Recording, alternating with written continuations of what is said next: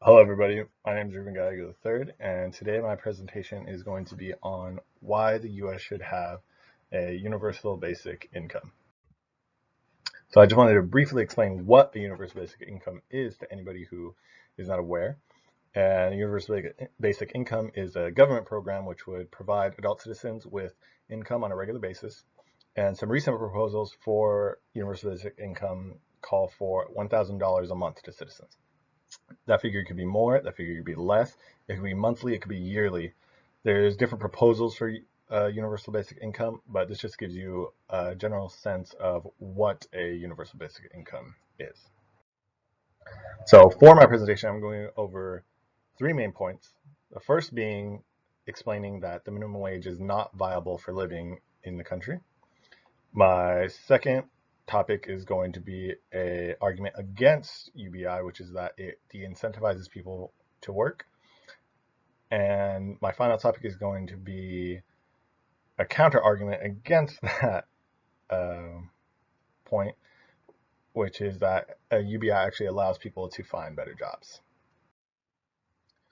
So as I mentioned briefly, UBI has been gaining some traction and some backing in the political stage as of recently, most notably from Andrew Yang, who was a 2020 presidential candidate. But the concept of a UBI isn't new. It can be traced as far back as Thomas Paine, who was an American political philosopher slash activist during the late 1700s Revolutionary War. And in one of his writings in 1795, he actually wrote about what he called a state pension, which would provide every citizen turning 21 with 15 pounds, and then 10 pounds every year after they turn the age of 50. So as I mentioned, although it's been gaining a lot of traction in modern politics, the idea of a universal basic income isn't new. It's actually been talked about for a long time. So my first topic, the minimum wage is not viable. The federal minimum wage in the country is $7.25 an hour. Average monthly rent for a one-bedroom apartment in this country was just over $1,000.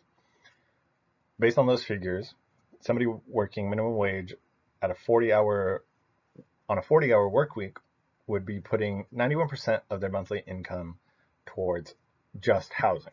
It doesn't consider food, doesn't consider clothing, doesn't consider transportation. 91% of their monthly income towards housing. With $500 a month universal basic income, that percentage comes all the way down to approximately 64%. That provides somebody making minimum wage a much more manageable situation. It provides them much more leeway for food, for clothing, for transportation, and for saving, which is something that wouldn't really be possible for people making minimum wage currently. So my second topic is UBI de-incentivizes people to work. The argument is that because of money from the government, UBI will have people leaving the workforce motivated or just unmotivated to enter the workforce. One argument against this is the Alaska Permanent Fund. Alaska Permanent Fund is a government program in the state of Alaska, which was established in 1976, and ever since the year 1982 has provided approximately $1,600 a year to Alaskan citizens. That number is adjusted for inflation, but ever since 1982, they've given approximately $600 per year.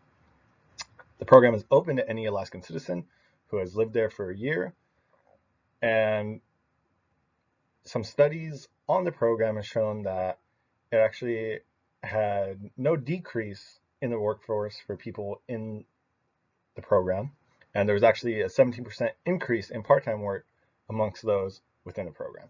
So the idea that UBI de-incentivizes people to work isn't necessarily true. My third topic is that universal basic income can actually help people find better jobs.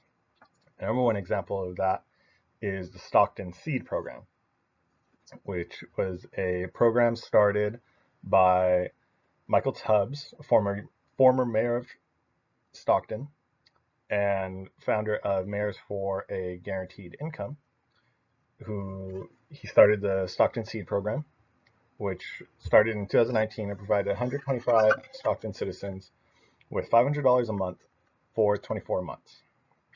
And on their preliminary findings of the program, they found that participants of the program were twice as likely to find full-time employment than those who didn't.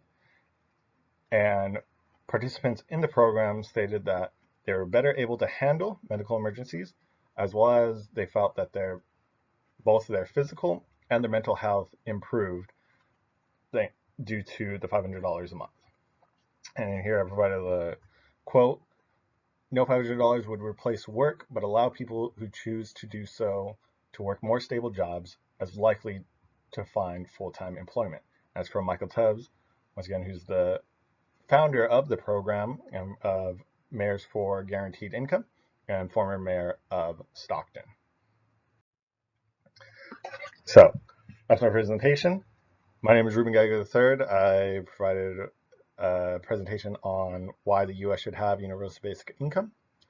My three topics were: the minimum wage is not viable, UBI de-incentivizes people to work, and in actuality, people can actually find better jobs. So thank you for listening to our presentation.